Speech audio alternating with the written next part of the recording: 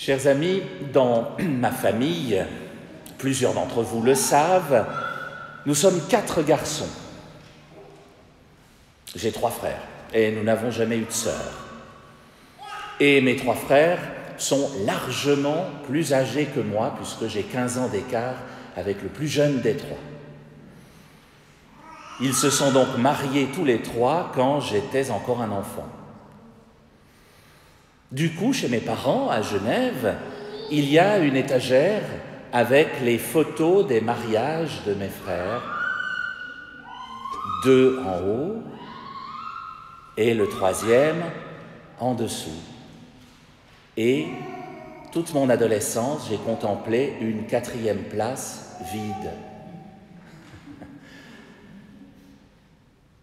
en pensant très logiquement que la 4e photo serait celle de mon mariage un jour.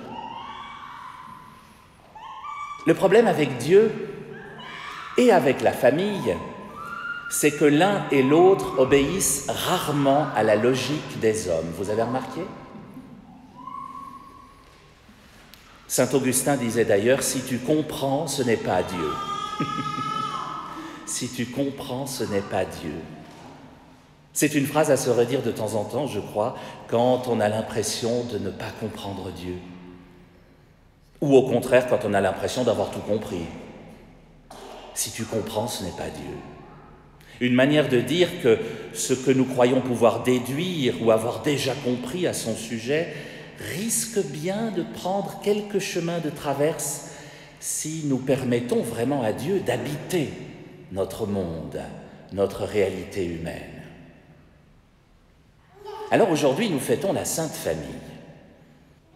L'occasion de se rappeler peut-être que dans la langue de Jésus, le mot « famille » n'existe pas. En hébreu, l'hébreu est une langue qui fonctionne par image. Pour dire famille, on utilise le mot « maison ».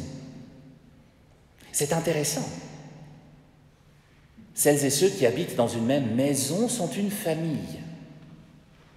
Nous sommes une famille ce matin, puisque nous sommes sous un même toit. Mais pour beaucoup, la définition de la famille est plutôt une définition moderne que le mot « maison ». Si l'on en croit les manifestations qui ont eu lieu en France ces dernières années, le modèle chrétien familial est très clair. Un papa, une maman, 2 enfants, si possible un garçon et une fille. Comme ça, tout est bien équilibré. Vous avez déjà vu ces petites silhouettes de la manif pour tous. Alors, je n'ai rien contre la manif pour tous, mais la famille, si on laisse vraiment Dieu l'habiter, c'est peut-être un tout petit peu plus complexe que cela. Dans ma famille, avec 4 garçons et aucune fille, c'était déjà mal barré pour l'équilibre. J'ai des nièces depuis et des petites nièces maintenant, mais quand même. Mes parents, ceci dit, étaient loin de se douter qu'il n'y aurait pas un 4e mariage sur l'étagère dans leur salon et que la 4e cérémonie serait une ordination sacerdotale. Il faut laisser une chance à Dieu avant de plaquer des modèles sur ce que l'on croit avoir compris de ce qu'il veut pour nous. Avant de dire une famille, c'est un papa, une maman et des enfants. Peut-être qu'avec Dieu, c'est un peu plus large que cela. Dieu a peut-être quelque chose d'autre à nous dire, et ça pourrait bien nous surprendre si on lui laisse la place. Prenez la Bible, par exemple. Vous savez, ce livre qui prend parfois la poussière sur nos étagères, ça vaut la peine de l'ouvrir régulièrement, tous les jours même. C'est édifiant, la Bible. Et si vous lisez bien la Bible, vous vous apercevrez qu'il n'y a pas un modèle familial dans la Bible. Non. Il n'y a pas une famille normale dans la Bible. Normale au sens où le voudraient les gens qui plaquent l'étiquette normale sur tout ce qu'ils aiment et qui flinguent tout le reste, bien sûr. La famille biblique normale, ça n'existe pas, chers amis, pour ainsi dire. Y compris la Sainte Famille. J'ai choqué une dame en Valais un jour en rappelant ça, mais c'est pas moi qui l'invente, hein. En termes de couple modèle qui ferait tout bien comme il faut, désolé, mais il y a un petit peu de friture sur la ligne en ce qui concerne Joseph et Marie, hein. Marie est enceinte alors qu'elle n'est que fiancée à Joseph, si l'on en croit Matthieu, et Joseph, qui va devenir son futur mari, n'est pas le père de l'enfant. Je m'excuse, mais on est exactement dans ce que dénoncent habituellement les bien-pensants qui disent de nos jeunes « ils font tout à l'envers, ils font rien comme il faut ». Ben eux non plus, hein. Ils n'ont pas tout fait comme il faut.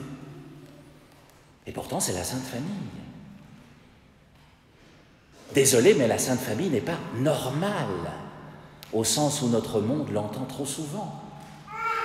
Et l'anormalité familiale, ça commence dès les premières pages de la Bible, hein.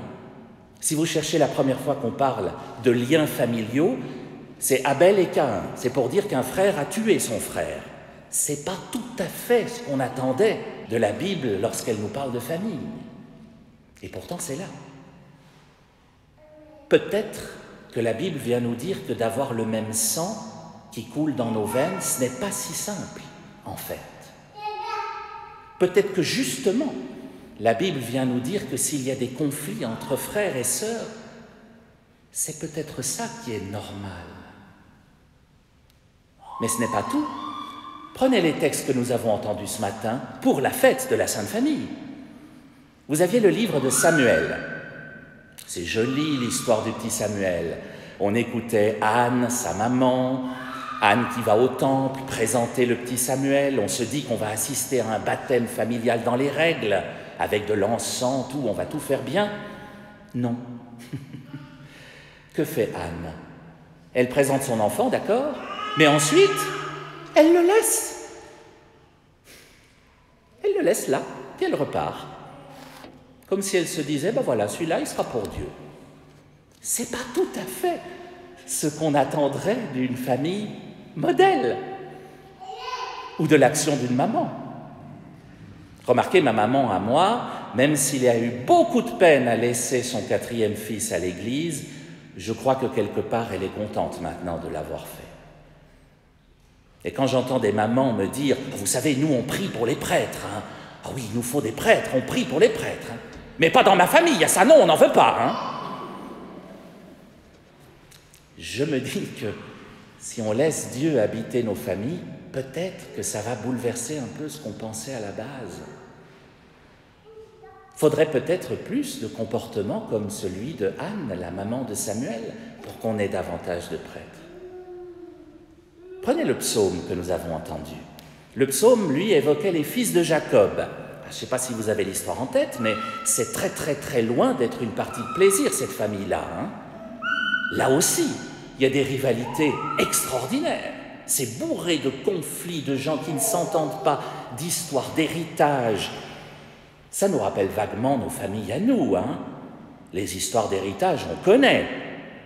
Ça, pour déchirer une famille, ça n'a pas son pareil. Comme si à nouveau la Bible voulait nous dire « ta famille ne te semble pas tout à fait être dans la norme », eh bien peut-être que c'est justement ça la norme. Peut-être que c'est de ne pas être dans les clous la norme, pour Dieu. Et puis il y avait l'Évangile qui parlait quand même d'une fugue de Jésus ou de ses parents qui l'ont oublié au passage. Choisissez la version que vous préférez, mais enfin, c'est ça, hein. Un ado qui fugue ou des parents qui oublient leur enfant sur une aire d'autoroute, c'est pas tout à fait non plus le modèle familial qu'on s'attendait à lire pour la Sainte Famille. Et là, c'est plus la famille d'Abel et Caïn, c'est celle de Jésus, là. Comme si la Bible voulait nous dire, dans la famille de Jésus aussi, il y a eu des soucis. Les parents de Jésus aussi se sont fait un sang d'encre. Pourquoi nous as-tu fait cela, dit Marie. La clé de tout cela, chers amis, elle était peut-être à chercher dans la 2e lecture. La lettre de Jean, qui nous rappelait que l'important, quelle que soit notre famille, quelles que soient nos familles cabossées, déchirées, recomposées, l'important c'est d'y mettre de l'amour. L'important, disait Jean, c'est de nous aimer les uns les autres, et ça c'est essentiel dans une famille. C'est à cela qu'on reconnaît aussi nos familles de cœur, Plusieurs d'entre nous en ont peut-être. Des familles qui ne sont pas de notre sang, mais que l'on aime de tout notre cœur. J'ai eu la chance de fêter Noël hier dans une de mes familles de cœur. C'est l'amour qui crée ou pas la famille, je crois. Alors, chers amis, peu importe nos conflits, nos déchirures, nos disputes, comme le disait la petite Antigone, c'est plein de disputes, un bonheur. Peu importe. L'important, c'est qu'on y mette l'amour, qu'on y mette notre foi, qu'on laisse Dieu habiter tout cela. Dieu va venir en nous disant « Ah, tu croyais que ce serait normal dans ta famille ? C'est mal connaître la vie, mon ami. Ta famille va être comme toutes les autres, elle va être bizarroïde par moments. Mais si tu y mets l'amour et si tu me laisses l'habiter, alors on fera de grandes choses ensemble. » Chez mes parents aujourd'hui, il y a une 4e photo sur l'étagère. Sur les 3 autres, il y a un jeune homme et une belle femme en robe blanche. Sur la 4e, il y a un jeune homme seul en robe blanche.